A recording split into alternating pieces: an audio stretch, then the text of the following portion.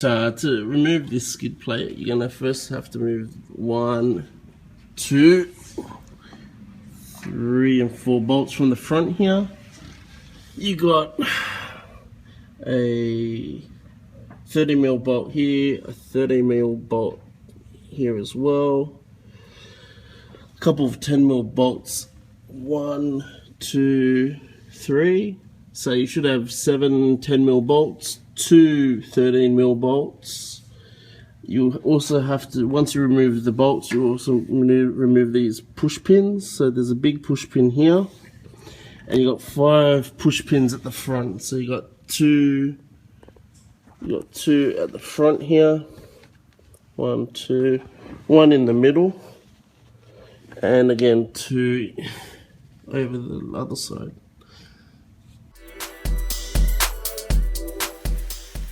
Alright, so we're going to show you how to take these plugs out. So you push down on that corner where the sort of the notch is. You turn it around and sort of just push it in and twist it a little bit, and it should come out.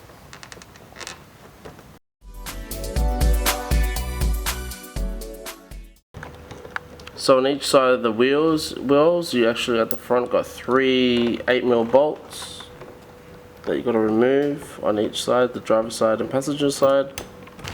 Alright, and then you just grab the skid plate and slide it backwards. And it'll come out one piece.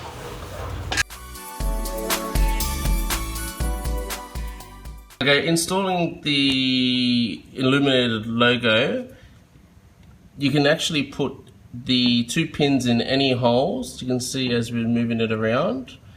It's up to you where you want to put it, but we tend to put it up the top here like that. Now notice that the power wire will always run to the left and down. So wherever you put the pins, yeah, it will run diagonally like that. So once you've located where you want to put it, you put the actual logo down and away. We'll feed the posi tap end in first, as so. Now the cap goes through, and the fuse holder. You got to feed it all in first, the actual negative terminal.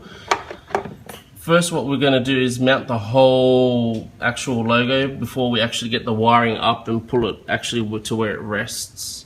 So once you feed all the wire through, you put the logo back to the place, position the logo, and then we go around to the back.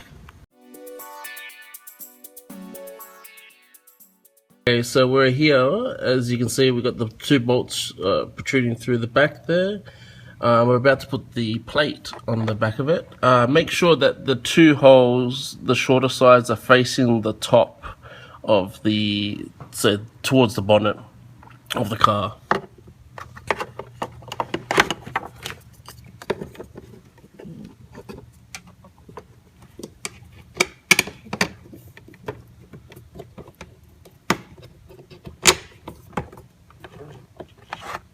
Okay, once the backing plate's on, you can put the 2 nuts that you get provided with, which are nylon, so they're self-locking. When you tie these, just do, once it tightens up, and just a 3/4 turn on them, and then that should be secure enough for the plate.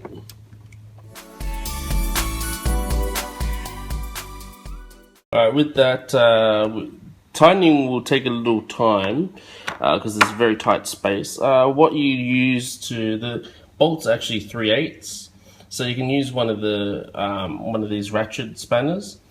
But I suggest if you had a stubby one, a stubby version, that would be better because the space there is a little bit tight. If not, you can still use the longer one. It'll just take a little while.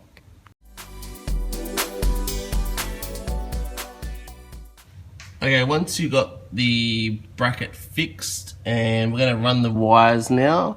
So where you got the posi tap, what you want to do is run it above the radiator support there and come out towards the left hand side of it, and you want to feed it above again into where the radiator and aircon lines are.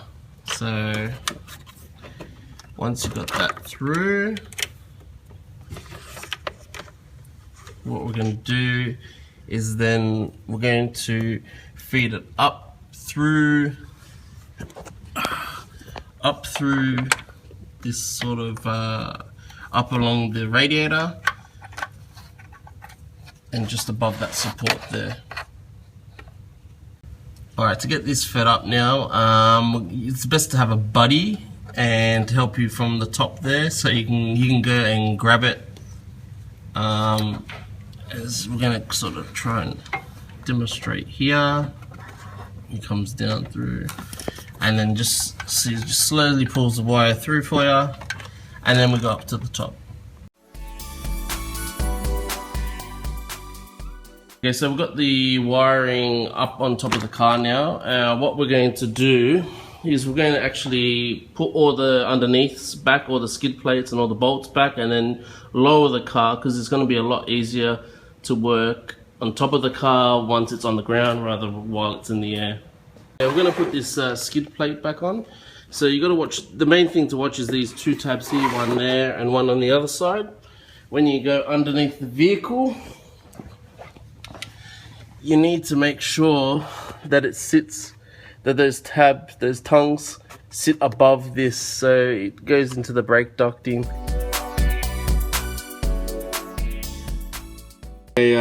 We are wiring up to the headlight harness. So what we've done with this one, we've done it on pin 1, which is the red one on this one, and we've posi tapped it. This other posi tap that you see here is the DRL harness. So some people may and some people may not have it, but pin 1 is to be running with the headlights.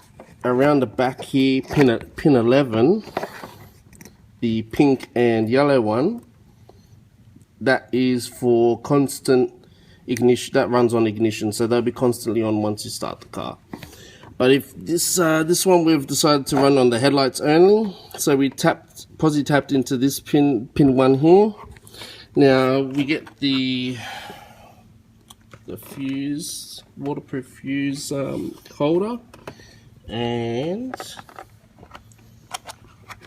we'll push the fuse in, give it a little bit of force. Alright, then we fold it over, just seal that cap off. What we've done, we've run to the earthing to this bolt here, so just take this bolt out, run your earth into it, and that's pretty much it. And then you should be able to get this illuminated badge happening for you.